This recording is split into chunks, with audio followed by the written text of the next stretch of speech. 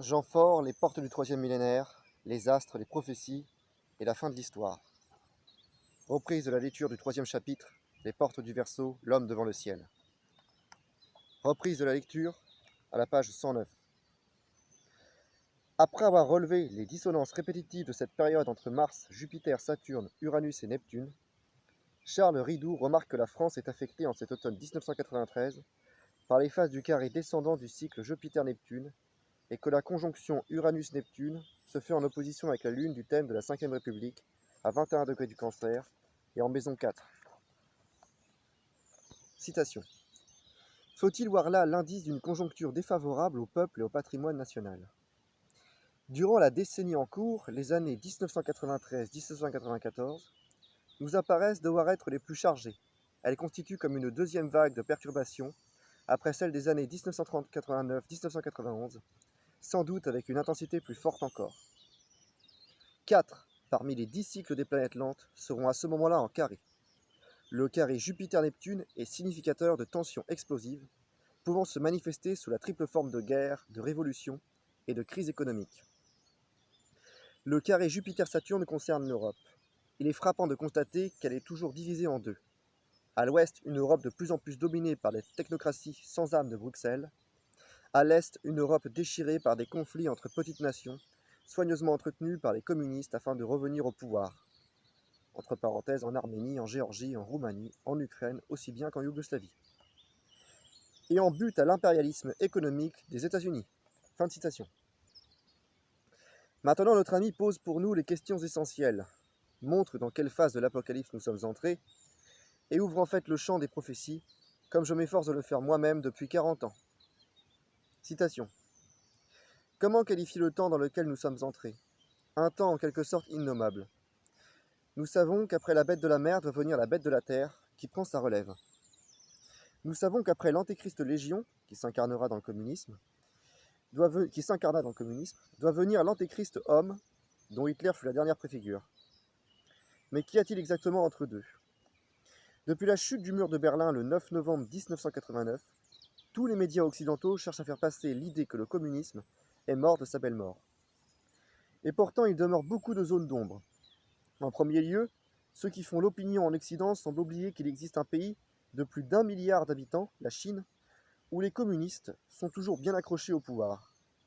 Le massacre de Tiananmen, le 3 et 4 juin 1989, en est la dernière manifestation sanglante. Les tragiques événements de Yougoslavie sont non point le fait de nationalisme exacerbé, mais en premier lieu le résultat de l'agression délibérée de forces serbo-communistes au pouvoir à Belgrade.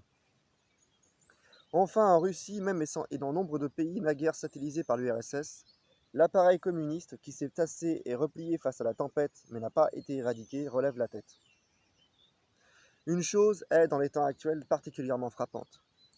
Alors que l'on poursuit 50 ans après les derniers débris du nazisme qui a sévi sur l'Europe durant 12 ans, on évite soigneusement de faire le procès du communisme qui a servi sur tous les continents durant 72 ans et qui a été la cause en URSS de 60 millions de morts. Il n'y aura pas de procès de Nuremberg pour juger les crimes communistes. Deux poids, deux mesures, telle est la logique du système en cette fin de cycle. En fait, il semble bien que le communisme ait trouvé une sorte de relais dans le mondialisme, qui vise à instaurer un nouvel ordre international dont la guerre du Golfe a donné un avant-goût. Cela nous conduit à nous interroger sur la dynamique actuelle de l'Amérique. Si la Russie communiste est marquée par le cycle Saturne-Neptune, les États-Unis le sont par le cycle Saturne-Uranus, dont la dernière conjonction s'est produite en 1988. La nouvelle conjonction de 1988 ouvre-t-elle la voie à une relance de l'économie américaine sur le monde, ou au contraire au départ d'une nouvelle phase de décadence de cet empire? La précédente conjonction Uranus-Neptune, en 1821, avait ouvert le cycle du monde industriel moderne dans sa double polarité, bourgeoisie et prolétariat, socialisme et capitalisme. Le contexte dans lequel s'effectue aujourd'hui la nouvelle conjonction de 1993, elle sera exacte le 2 février à 19 degrés du Capricorne, puis le 20 août et le 24 octobre à 18 degrés, paraît aller dans le sens d'une fusion entre les deux pôles, jusqu'ici antagonistes, fusion dans le cadre d'un mondialisme technocratique, sans âme, mais imprégné de la nouvelle religion des droits de l'homme, sans Dieu. Fin de citation. Charles Ridoux rend comme moi hommage à notre cher Raoul Auclair pour tout ce que depuis près d'un demi-siècle il a apporté à l'eschatologie, en particulier à l'élucidation de la grande semaine de 7000 ans, qui coïncide d'ailleurs presque exactement avec le 4e âge ou Kali Yuga, ou âge de fer de la tradition indienne. Son début correspond au déluge de Noé et de Deucalion, et le repeuplement de la terre qui suivit le cataclysme explique l'expression biblique « votre génération », qui nous désigne depuis 6000 ans au long des ères précituelles du taureau, du bélier et des poissons. Écoutons Raoul Auclair dans l'Apocalypse, 2e volume, et L'homme total dans la terre totale, édition Stella, Québec. Citation. La semaine, à l'échelle de notre génération, a une durée de 7000 ans. La tradition fait naître le Sauveur l'an 4000 du monde. Mythique en ce qui regarde l'histoire cachée du monde, son insondable passé était contracté en l'espace de 2 millénaires. La généalogie devient historique avec Abraham, soit à partir de l'an 2000 avant Jésus-Christ. Nous autres qui approchons de l'an 2000 après Jésus-Christ, nous vivons les derniers instants du 6e jour de notre semaine. Le monde ne passera pas sans heurte du 6e au 7e jour, et c'est ce passage qui fait tout l'objet du livre fermé. Le 7e jour, lui aussi de 1000 ans, sera le jour du Seigneur, vers lequel Jean nous convie à le suivre, ce grand dimanche qui fait l'objet du chapitre 20 de l'Apocalypse. La semaine de notre génération, dont la durée terrestre est de 7000 ans, se décompose ainsi. 2 temps, un demi-temps, soit 4000 ans, 2000 ans, 1000 ans. 4000 ans, 4 jours, l'attente puis la promesse du Messie. 2000 ans, 2 jours, la prédication du Messie, prédication continuée par l'Église. 1000 ans, 1 jour, le règne du Messie. La promesse du salut, ce fut Abraham qui l'a reçue, 2000 ans avant Jésus-Christ. Les récits bibliques des 2000 ans qui précèdent ne sont que l'expression condensée de faits prodigieusement antérieurs que Dieu nous fait connaître en leur nature, non en leur forme et durée réelle. La chronologie de la Vulgate n'est juste qu'en fonction de la durée de notre génération. Les nations avaient été fondées en la forme de royaumes à partir d'un premier royaume, celui de Clovis. Résurrection voulue par Dieu du royaume de David. Si l'international put si facilement briser les nations, c'est que celles-ci avaient déjà tué en elles l'esprit de vie qu'elles avaient reçu au baptême de Clovis, premier roi des nations. Collines et montagnes désignent ordinairement en l'écriture les peuples petits et grands. La montagne de destruction porta sur l'étendard de ses conquêtes le drapeau rouge de la Révolution, le signe prophétique du marteau qui broie. Elle y joignit un autre signe qui est à la fois le croissant du dragon et la faucille pour la moisson et la vendange de la terre. La faucille et le marteau, cela fait une semaine, 70 ans, qu'elles étaient brandies sur la terre, de 1917 à plus de 72 ans, enfin 1989. Éloquentes, les armoiries de l'URSS au sommet l'étoile absinthe, sous elle le globe de la terre, tout entier recouvert par les instruments du jugement, la faucille et le marteau, le globe entouré d'une double gerbe d'épis de blé. La première iniquité, l'internationale communiste, l'étoile absinthe.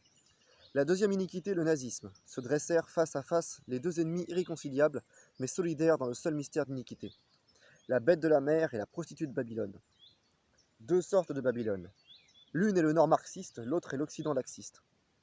Chacun a sa manière de tuer Dieu dans les âmes. Là-bas, violemment, selon une loi inflexible opposée à la loi de Dieu. Ici, insidieusement, en pillant la loi de Dieu selon les accommodements humains. La bête de la mer ayant été blessée à mort en sa tête maîtresse, et le silence d'une demi-heure s'étant fait sur le monde pacifié, alors la terrible puissance de l'étoile dominera cette fois tous les peuples de la terre, dont elle aura fait le peuple unique. Telle sera l'uniquité suprême, celle de la bête de la terre. Fin de citation. Charles Ridoux commente, citation. Ce qui se dessine en ces tout derniers jours de la bête de la mer, ce serait donc une guerre où les forces communistes, alliées aux puissances musulmanes, occuperaient l'Europe et attaqueraient également Israël. Au terme d'une gigantesque bataille, Dieu anéantirait ses armées afin d'éviter que la terre soit détruite par les hommes. Ce serait alors la grande secousse. On parle de l'Apocalypse 6.12. Autre citation. Le septième ange répandit sa coupe dans l'air, et du temple sortit une voix forte qui disait « C'en est fait ». Il y eut des éclairs, des voix et des tonnerres. Il y eut une grande secousse, telle qu'il n'y en a pas eu depuis que l'homme apparut sur la terre, une pareille secousse aussi grande. Et de Babylone la grande, on se souvint devant Dieu, pour qu'il lui donne la coupe du vin de la fureur de sa colère. Fin de citation, Apocalypse 16, 17 à 20. Charles Ridoux dit, citation, « Or ne sommes-nous pas au moment même de la fin de la bête de la mer? Faudrait-il en conclure que celle-ci, dans un ultime sursaut, va s'attaquer à la fois aux nations et à Israël, déclenchant ainsi une guerre effroyable à laquelle il sera mis fin par un cataclysme d'ordre cosmique. Et ces événements, qui doivent marquer à la fois la chute de la bête de la mer et celle de la prostituée, seraient imminents dans la mesure où tout laisse à penser que l'on arrive au terme du temps imparti à la bête de la mer. Si l'on cherche à faire le lien avec l'examen des configurations astrales de notre décennie, c'est semble-t-il durant la deuxième phase de crise, celle des années 1993-1994, que pourraient se situer ces événements grandioses et terrifiants. La première phase de la crise, de 1989 à 1991, aurait constitué alors une préparation à la fin de la bête de la mer. Quant aux configurations harmoniques de 1996-1997, elle pourrait alors correspondre à l'instauration du silence d'une demi-heure. Fin de citation. Autre citation.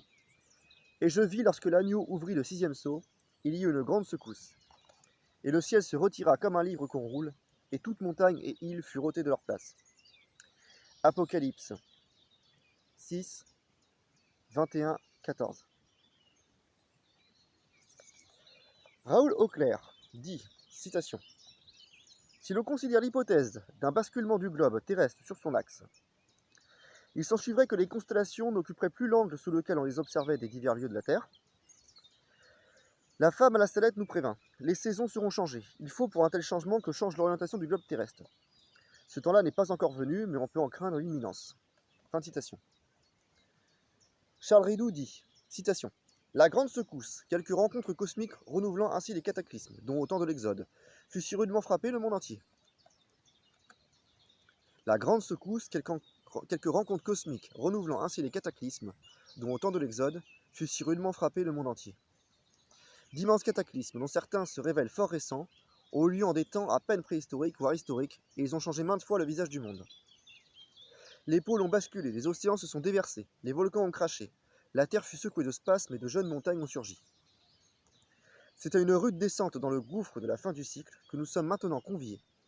Et si nous osons nous y engager avec crainte et tremblement, c'est que nous portons au fond de notre cœur le rameau de l'espérance dans l'avènement du royaume qui est au bout de ce terrible chemin.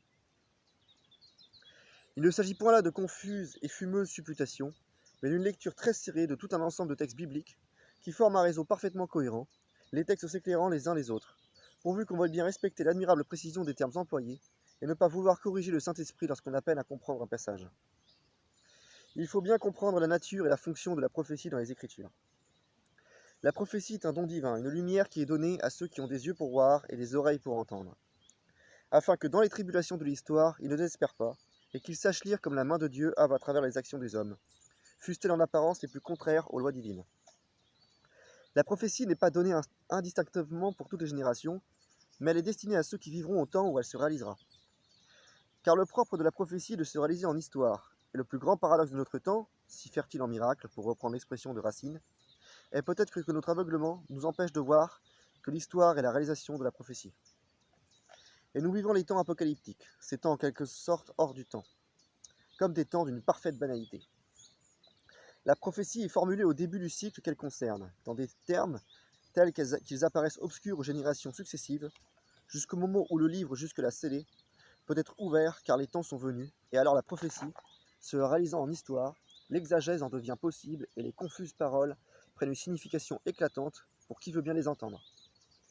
C'est même un signe des temps particulièrement éloquent que le fait de voir apparaître, au moment de la réalisation des prophéties, des interprètes qualifiés, et nous qui avons reçu la grâce d'être éclairés par les écrits de René Guénon, de Jean Faure, de Raoul Auclair, nous ne pouvons qu'être attentifs à ce signe des temps qui s'ajoute à tant d'autres. Fin de citation. Je voudrais, avant de citer maintenant un certain nombre de prophéties et prédictions, rappeler avec force que si la plupart donnent en quelque sorte une photographie terrifiante des événements de la fin, elles n'en sont pas moins également conditionnelles. Mais les hommes continuant à désobéir aux injonctions divines, dans la mesure où ils n'en sont informés par un clergé imprégné de l'esprit du monde, il est évident qu'un certain nombre des châtiments annoncés adviendront d'une manière inéluctable. Prions pour que Dieu nous les allège. N'oublions pas que la providence divine, qui s'appuie sur les lois, logos, du monde sensible, tient compte de notre libre arbitre, car Dieu nous a créés par amour dans la liberté. À tout instant de nos vies, nous sommes confrontés au Y pythagoricien couché devant nous. Nous avons le choix entre la branche descendante, confortable, celle qu'éclaire le prince de ce monde, Satan, et celle qui monte malaisée vers notre réintégration au sein du Père par le sang du Fils et la lumière du Saint-Esprit. Nous ne serons pleinement réintégrés que dans la mesure où, pendant notre exil terrestre, nous aurons laborieusement, patiemment aplani les voies du retour en gloire du Verbe divin sur la terre et préparé ainsi, à travers les épreuves de la fin des temps, la parousie et le début d'un nouveau cycle d'humanité. Les épreuves que nous allons vraisemblablement traverser ne sont pas la vengeance d'un Dieu sadique ou même distrait. Puisque nous avons préféré Mammon à Yahvé, le veau d'or aux tables de la loi, ce sont les chocs en retour de notre apostasie que Dieu laisse en partie retomber sur nous, collectivement, sans que pour autant les voies de sa miséricorde individuelle soient jamais fermées. Satan n'est pas seulement l'ange qui fut Lucifer et qui est tombé dans les ténèbres extérieures, il est aussi l'égrégore collectif de toutes les désobéissances et turpitudes dont l'humanité s'est rendue coupable depuis la sortie de l'état primordial.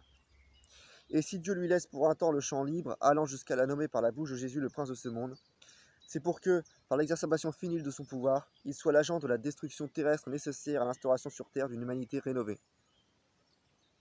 Le grand pollueur, physiquement, psychiquement, spirituellement parlant, est par la volonté divine également le grand nettoyeur. Mais nous ne pouvons pas être profondément déchirés par la perspective de nouvelles tortures et nouveaux massacres perpétrés en particulier sur des faibles, des malades, des vieillards, des enfants.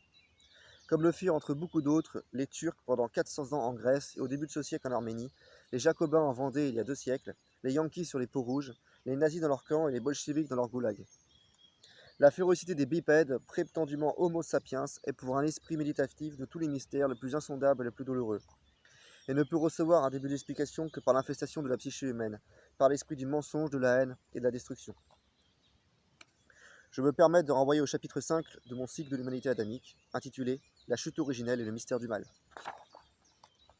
Dieu merci, à la sortie de cette vallée emplie de larmes et de sang, la sainte mort nous attend, royaume enfin de la justice. Citation. C'est la mort qui console, hélas, et qui fait vivre. C'est le but de la vie et c'est le seul espoir. C'est l'auberge fameuse inscrite sur le livre, qui nous donne le cœur de marcher jusqu'au soir.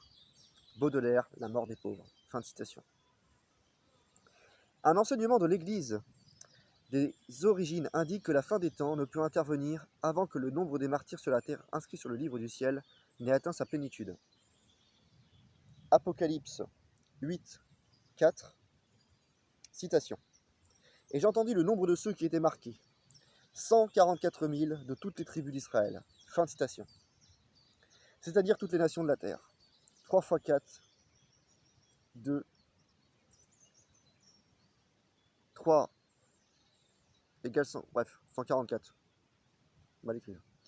L'Apocalypse divisé en 22 chapitres, 22 comme les lettres hébraïques et les lames majeures du tarot, est un bouquet unique de numérologie, de symboles, et ces deux grands nombres, après celui du 3 et du 4, bien sûr, qui sont celui de la Trinité et ses 4 animaux divins, les 4 évangélistes, les 24 vieillards, les deux grands qui font tous deux l'architecture sacrée divine de l'Apocalypse, sont le 7 et le 12. Il y a 40 fois le nombre 7 dans l'Apocalypse. Les lettres aux églises des 2e et 3e chapitres, dont l'évocation de la structure septénaire de l'Église, de l'histoire de l'Église. Nous sommes maintenant à la fin de l'Église de Sardes, et commencera, après les épreuves des années 90, l'Église de Philadelphie. L'Apocalypse n'est pas une prophétie déroulée linéairement.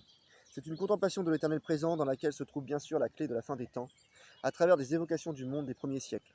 Entre parenthèses, Néron, la destruction du temple en 70, Pompéi, Herculanum en 79, etc. et les premiers martyrs du début de l'Église. Fin de parenthèse. À partir du chapitre 4, c'est la contemplation extraordinaire, la vision du Verbe divin sur son trône, les 24 veillards, les 7 feux, les 4 animaux. Chapitre 5, l'agneau divin et enfin les 7 sceaux qui se divisent comme le Ternius Quartus en 3 et 4. L'unité extraordinaire de tout cela. Monde divin et matière ordonnée. D'abord les 4 chevaux, les fléaux qui ont parcouru le monde pendant les 2000 ans de l'ère des poissons, l'ère chrétienne, le cheval blanc, l'impérialisme, la volonté de puissance, le cheval rouge, la guerre, le cheval noir, le scientisme, le rationalisme et le cheval vert, le démonisme final des hérésies, etc. Enfin le 5e, le 6e et le 7e sceau dans lesquels nous allons justement voir apparaître une sorte d'entracte. Citation.